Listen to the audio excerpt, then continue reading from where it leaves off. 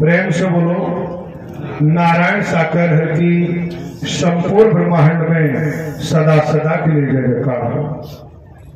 अभी आपके सम्मुख श्री रविंद्र सिंह जो बड़ौदरा गुजरात से आए हैं, वर्तमान में वहां रहते हैं।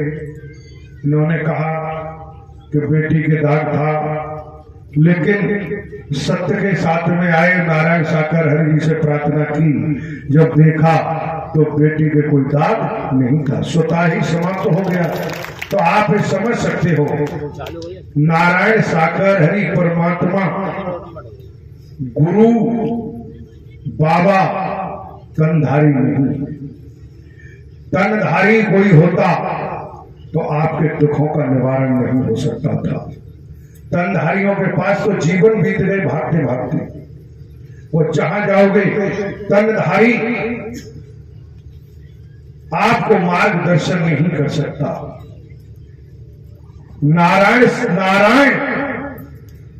जब स्वयं ही साकार में आते हैं तभी ब्रह्मांड में जय जयकार होती है। तो आज नारायण साकर हरि ब्रह्मांड के कुल मालिक, ब्रह्मांड के रचनाहार हैं।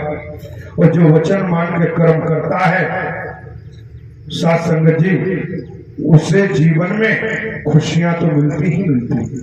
सांसारिक जीवन भी आनंदित हो जाता है और आत्मिक जीवन भी परमानंदित हो जाता है। लौकिक पारलौकिक दोनों ही स्थिति मजबूत हो जाती है।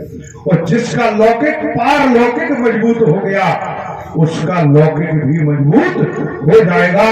और जिसका पारलौकिक मजबूत नहीं वो लौकिक जगत में ही धक्के खाता रहता है। वो कुछ नहीं कर सकता। वो नफरत निंदा कितनी भी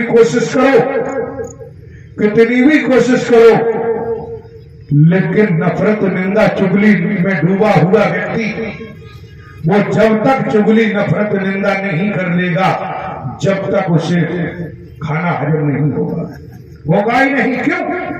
हर किसी का कर्म है, वो कर्म करने के लिए आया है, वो भोगने के लिए।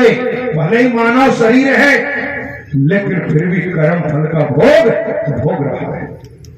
भोगेगा ही भोगेगा, क्योंकि मनमति डुबोती है, प्रभुमति तरन तारण कराती है। तो नफरत निंदा चुगली वर्गवाद में डूबा रहता है। उसे कभी अपने दोष दिखाई नहीं देते, अपनी बुराई दिखाई नहीं देती, दूसरे की बुराइयां देखते रहते। जो दूसरे की बुराइयां देखते रहते हैं, जो दूसरे की कमियां देखते रहते हैं, वो स्वतः ही कमियों में घिर जाते हैं। और जो अपना निरीक्षण करते रहते हैं समय समय पर, वो उनके अंदर कितनी भी बुराइयां भरी पड़ी हो, एक दिन वो स्वच्छ साफ निकल आते हैं। बुराइयां हट जाती हैं, परेशानियां हट जाती हैं, कुविचार नष्ट हो जाते हैं। कुछ ज्यादा ना करो तो सत्य का साथ मन लगा के सुनो और सुन के कर्म में ढालो। आप स्वयं ही नूतन जीवन प्रारंभ हो जाएगा, नया जीवन प्रारंभ हो जाएगा। क्योंकि ये सत्य का साथ, सत्य का संदेश जीव मात्र के लिए कल्याणकारी है।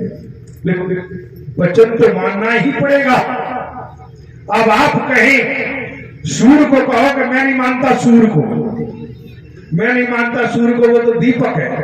तो भैया तुम कहो कि तुम मानो तब भी सूर्य पे कोई फर्क नहीं पड़ेगा, और तुम न मानो तब भी कोई फर्क नहीं पड़ेगा।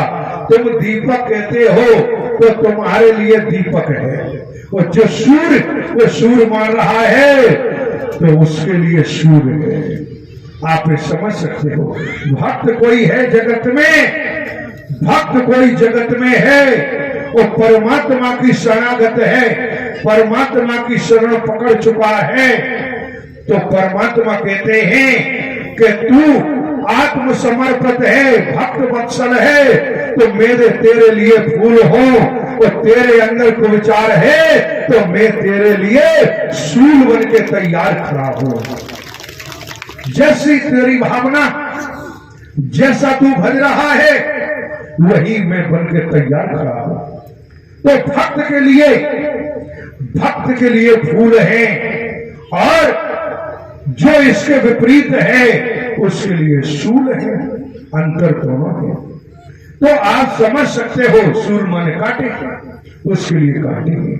तो एक तरफ कहते हैं परमात्मा कि भक्त कोई जगत में है तो उसके लिए फूलों का हार है, और इसके विपरीत है तो फिर लाठी तैयार करा है। और कौन सी लाठी? इस संसार की लाठी, बांस की नहीं, डंडे की नहीं, नारायण हरि की इच्छा शक्ति ही परम लाठी बन जाती है। इच्छा शक्ति, इच्छा मात्र। यदि परम सत्य कोई है तो नारायण की इच्छा शक्ति ही परम सत्य है, इससे विपरीत कुछ नहीं। नारायण साकार की संपूर्ण ब्रह्मांड में सदा सदा के लिए जयकार। इसी क्रम में आमंत्रित है श्री अशोक कुमार राजपूत, एनसीसी ऑफिस, निवासी तिकोनिया, मुरार, जिला ग्वालियर।